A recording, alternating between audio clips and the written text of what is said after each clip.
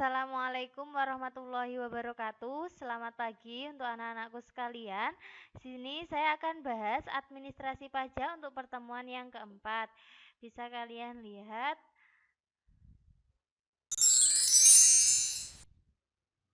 Oke, administrasi pajak pertemuan yang keempat oleh tim akuntansi SMK Mambaul Ulum Muncar.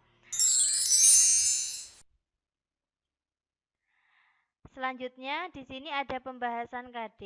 Yang saya bahas adalah KD 3.14, yaitu menerapkan pengisian SPT tahunan PPh orang pribadi sesuai dengan formulir 1770S dan formulir 1770. Setelah itu saya akan bahas KD 4.14, yaitu melakukan pengisian SPT tahunan PPh orang pribadi sesuai dengan formulir 1770S dan formulir 1770.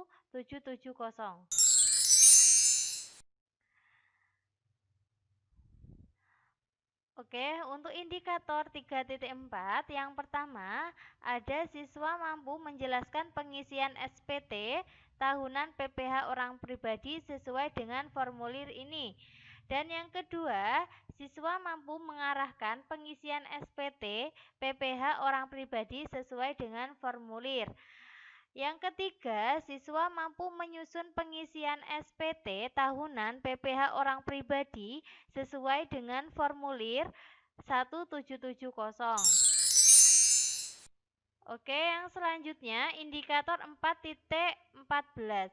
Yang pertama yaitu siswa mampu menerapkan pengisian SPT tahunan PPh orang pribadi.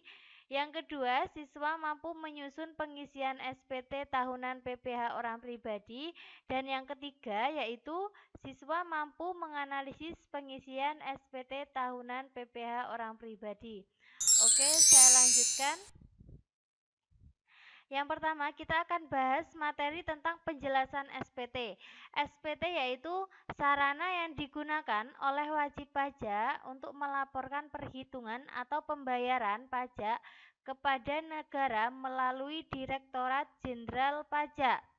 Jadi SPT ini adalah sarana atau surat pemberitahuan.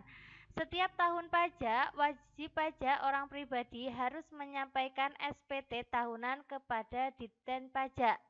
Jatuh tempo penyampaian SPT tahunan untuk PPh orang pribadi adalah 31 Maret. Jadi di saat jatuh temponya itu setiap bulan Maret tanggal 31.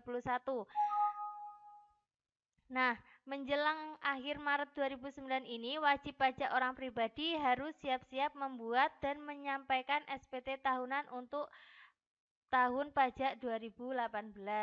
Oke, saya lanjutkan. Untuk yang kedua yaitu jenis-jenis formulir SPT. Di sini ada 3 jenis formulir. Yang pertama yang 1770SS, yang kedua 1770S, dan yang ketiga 1770.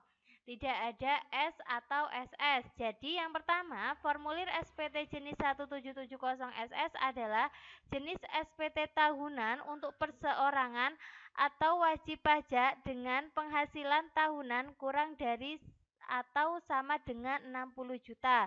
Jadi kalau untuk formulir ini jenis SPT tahunannya kurang atau lebih dari 60 juta untuk wajib pajaknya.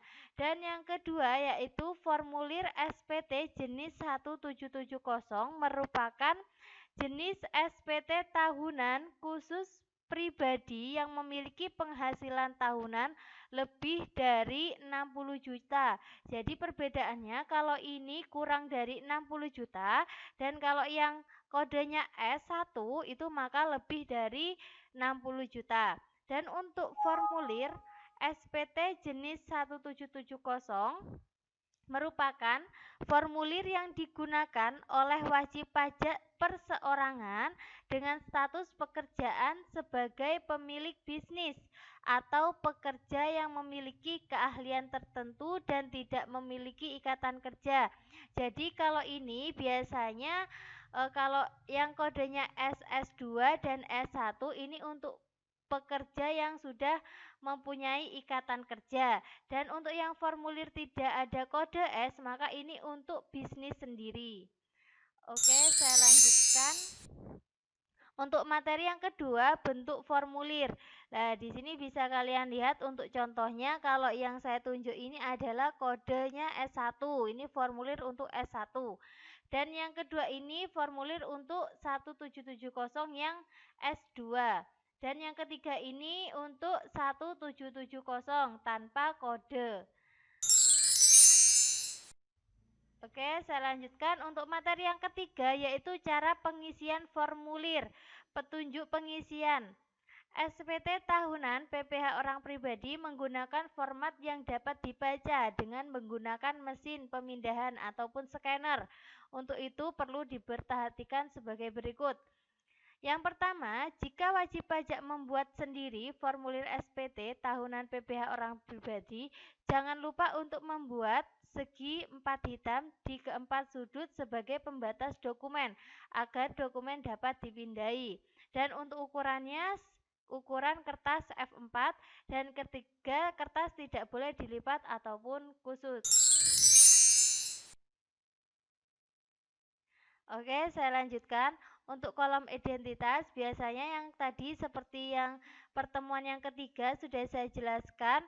Untuk yang SSP ini sama aja pengisiannya. Yang pertama, intinya NPWP berapa, nama nama WP-nya siapa, jenis usahanya apa, dan lain sebagainya. Seperti ini.